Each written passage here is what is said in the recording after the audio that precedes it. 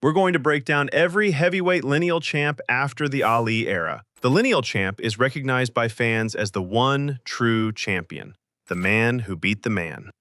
Let's start with Larry Holmes, who entered the early 1980s as heavyweight champion after defeating Muhammad Ali. Post-Ali, one of the most dangerous challengers he faced was Ernie Shavers, a heavyweight known for his punching power.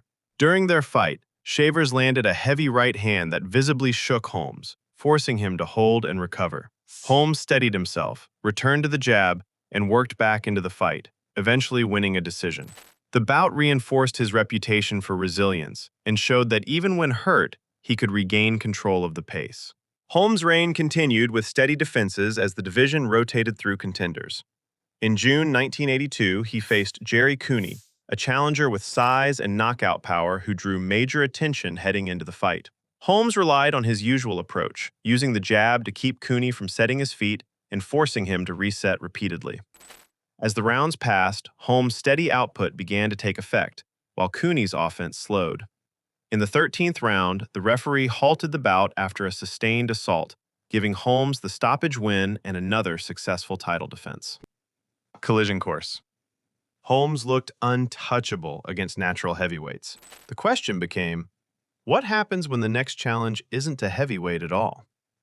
After moving up from light heavyweight, Michael Spinks defeated Larry Holmes in September 1985, ending Holmes' long run at the top. The fight went the distance, with Spinks using movement and angles to disrupt Holmes' jab. A rematch followed in April 1986, and once again the contest remained competitive, but Spinks' discipline and positioning earned him another decision, leaving him unbeaten and at the head of the division. Spinks' next major appearance came against Jerry Cooney in June 1987 in Atlantic City. Cooney brought size and punching power, and the early rounds were cautious as both fighters worked to establish range. Spinks relied on footwork, stepping in with short combinations and circling away before Cooney could set his feet. As the fight progressed, his timing allowed him to control the tempo. In over 12 rounds, he built a clear lead on the scorecards, winning a unanimous decision. While Spinks defended the championship, another force was gaining momentum. Mike Tyson, who had turned pro in 1985, was fighting at a relentless pace, piling up stoppage victories and climbing through the heavyweight ranks.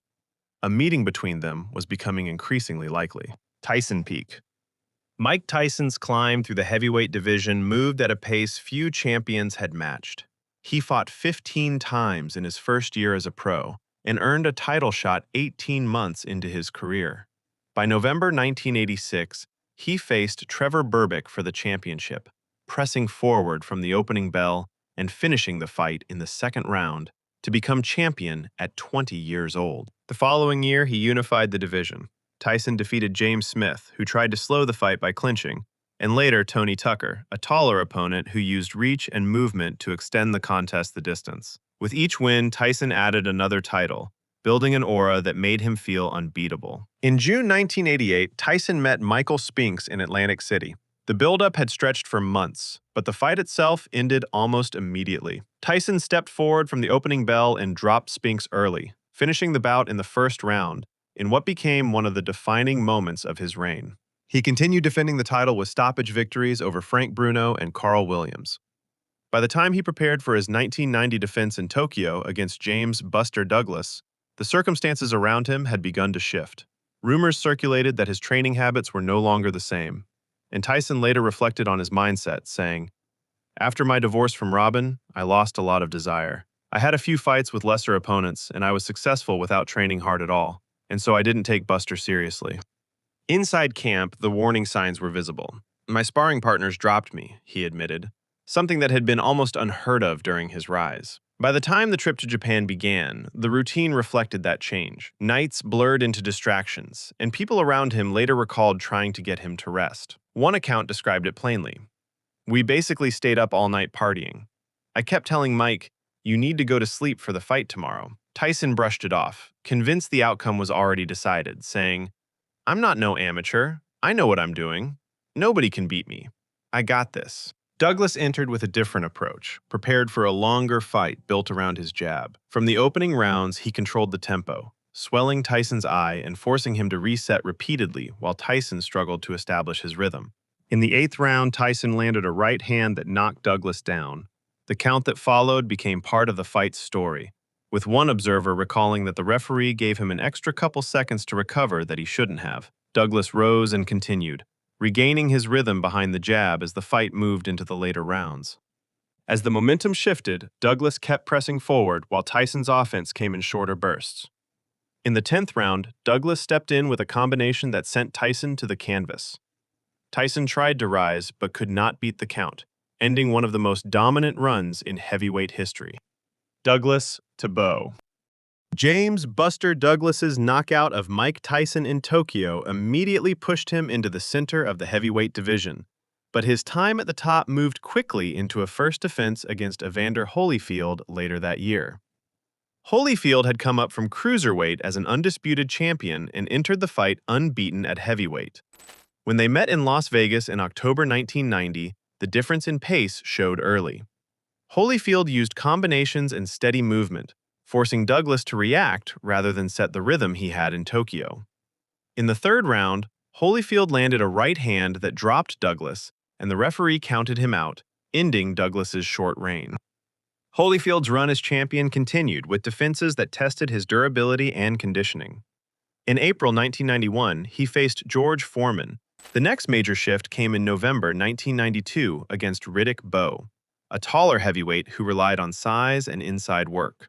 From the early rounds, Bowe pushed the pace, forcing exchanges at close range and keeping the fight physical. Holyfield answered with combinations, but Bowe's pressure carried through the fight. After 12 rounds, the judges awarded the decision to Bowe. The rivalry continued with a rematch in November 1993. This time, Holyfield boxed at a higher pace, using movement and combinations to avoid extended exchanges inside. The fight swung between Holyfield's bursts of offense and Bowe's attempts to slow the tempo. When the scores were read after 12 rounds, the decision went to Holyfield, returning him to the top position in the division. Their 3rd meeting took place in 1995, again with the rivalry defining the heavyweight landscape. Bowe pressed forward behind his size, forcing exchanges along the ropes, while Holyfield responded with combinations and movement.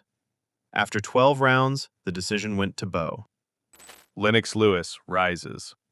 After the Bowe-Holyfield trilogy, the heavyweight division entered a stretch where the top position changed hands more often. Lennox Lewis, who had built his record steadily through the early 1990s, began moving into the center of the division during this period. His size, jab, and measured pace made him a consistent presence. Lewis first reached the championship level in the early 1990s and defended his position against a series of challengers. In September 1994, he faced Oliver McCall. Early in the fight, McCall landed a right hand that dropped Lewis, and the referee counted him out in the 2nd round, ending the bout abruptly. Lewis rebuilt his position through consecutive victories, working his way back toward another title opportunity. The rematch with McCall came in 1997. This time, Lewis controlled distance behind his jab and combinations, and in the 5th round, with McCall no longer defending himself, the referee stepped in to stop the fight. Through the late 1990s, Lewis continued facing top contenders, including a draw with Evander Holyfield in March 1999 that led to a rematch later that year. In the 2nd fight, Lewis maintained control of the action, using his jab to dictate range and landing combinations across the bout. Lewis stood in the center of the ring as the scores were announced in his favor. When Lennox Lewis retired in 2004, he left the heavyweight division without a clear successor. Over the next decade, the division was dominated by Vladimir Klitschko, with his brother Vitaly also elite. The Klitschko era. After Lennox Lewis retired, the Ukrainian Klitschko brothers became the division's central figures. Vitaly Klitschko captured a version of the heavyweight title in 2004, and, after returning from injury, reclaimed a belt in 2008, defending it through the early 2000s against contenders including Corey Sanders, Samuel Peter, and Tomasz Adamek. As the decade progressed, the division increasingly centered on his brother, Vladimir Klitschko. Beginning with his title win in 2006, Vladimir unified the IBF, WBO, and WBA titles and defended them repeatedly against opponents such as Chris Bird, Ruslan Chagayev, David Haye, Alexander Povetkin, and Kubrat Pulev, holding a major share of the heavyweight championship picture for nearly a decade. His success came with a style that drew criticism. Many fights featured low punch output and extended rounds, leading some observers to view his approach as cautious and boring. That question lingered until November 2015, when Tyson Fury traveled to Germany to challenge Klitschko. Fury used movement and feints to disrupt Klitschko's timing and prevent him from establishing his jab. After 12 rounds, he earned a unanimous decision, ending Klitschko's long run atop the division. Fury era. A few months after his win over Vladimir Klitschko, Fury stepped away from boxing, leaving the heavyweight landscape without an active champion.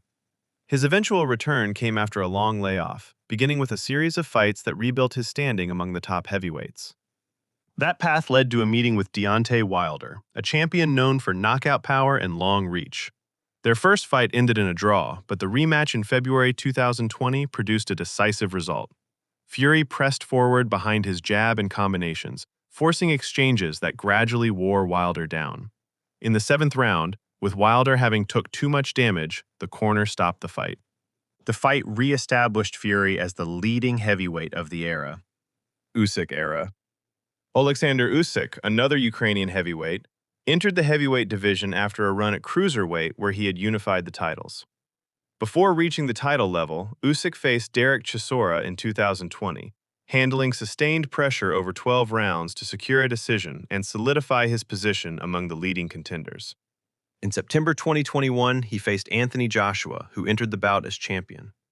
Usyk controlled distance with footwork and combinations, finishing the fight strongly and winning a decision that placed him at the top tier of the division.